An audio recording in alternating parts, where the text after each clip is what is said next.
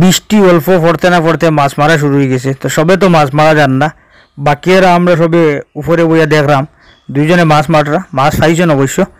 পরে এর ভিতরে আমার কাজ লাগিয়েছে, এর লাগিয়ে আই গেছি আমি। কিন্তু এরপরে মাছ পাইছো বড় নাই, ছোটো ছোটো মাছ। বিশেষ করে হোল আসলো, হোল মারার উদ্দেশ্যে আসলো, কিন্তু হোলটা মারতে পারলো কি না সময়ের অভাবে আর তো আমি আই গেলাম।